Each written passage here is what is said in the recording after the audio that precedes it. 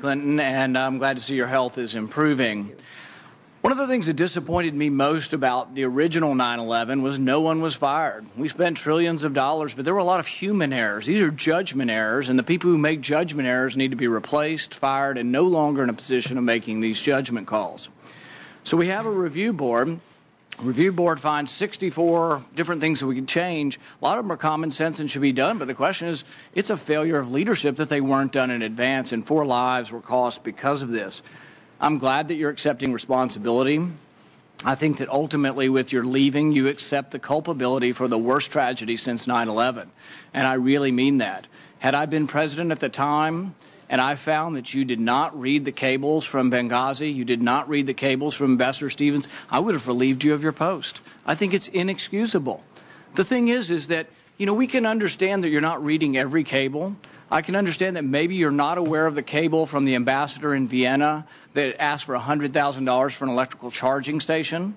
I can understand that maybe you're not aware that your department spent $100,000 on 3 comedians who went to India on a promotional tour called Make Chi Not War. But I think you might be able to understand and might be aware of the $80 million spent on a consulate in Mashar al-Sharif that will never be built. I think it's inexcusable that you did not know about this and that you did not read these cables. I would think by anybody's estimation, Libya has to have been one of the hottest of hot spots around the world. Not to know of the request for securities really, I think, cost these people their lives. Their lives could have been saved had someone been more available, had someone been aware of these things, more on top of the job. And the thing is I don't suspect you of bad motives. The review board said, well, these people weren't willfully negligent. I don't think you were willfully. I don't suspect your motives of wanting to serve your country, but it was a failure of leadership not to be involved. It was a failure of leadership not to know these things. And so I think it is good that you're accepting responsibility because no one else is. And there is a certain amount of culpability to the worst tragedy since 9/11, and I'm glad you're accepting this. Now, my question is the U.S. involved with any procuring of weapons, transfer of weapons, buying, selling, anyhow transferring weapons to Turkey out of Libya? To Turkey? I will have to take that question for the record. Nobody's ever raised that with me. It's been in news reports that ships have been leaving from Libya and that they may have weapons. And what I'd like to know is the annex that was close by, were they involved with procuring, buying, selling, obtaining weapons? And were any of these weapons being transferred to other countries, any countries, Turkey included? Well, Senator, you'll have to direct that question to the agency that ran the annex.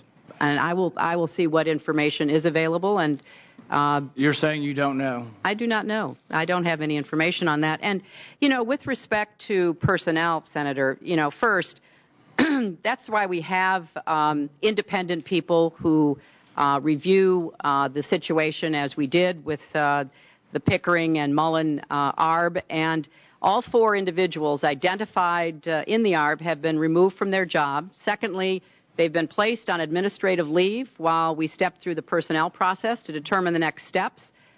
Third, both Ambassador Pickering and Admiral Mullen specifically highlighted the reason why this is complicated because under federal statute and regulations, unsatisfactory leadership is not grounds for finding a breach of duty. The ARB did not find these 4 individuals breached their duty.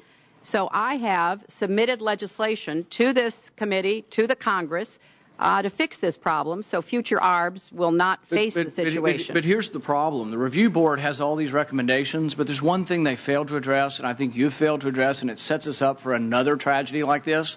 They should have never been sent in there without a military guard. This should have been an embassy like in Baghdad in a war zone, and it should have been under military guard, significant military guard, Defense Department command.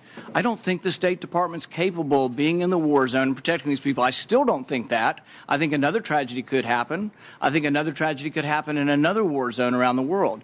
I think someone needs to make an executive decision. Someone needs to take leadership, and with that leadership should should be that you shouldn't send them in with no Marines. You shouldn't send them in with Marines that are to guard records, not people. You shouldn't send them in with the same kind of ambassador or embassy staff that you have in Paris. I think that's inexcusable. Well, Senator, the reason I'm here today is to answer questions the best I can. I am the Secretary of State, and the ARB made very clear that the level of responsibility for the failures that they outlined was set at the Assistant Secretary level and below.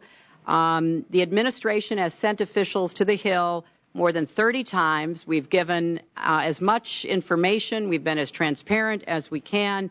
Obviously, we will continue to brief you and others to answer any and all questions that you have about going forward.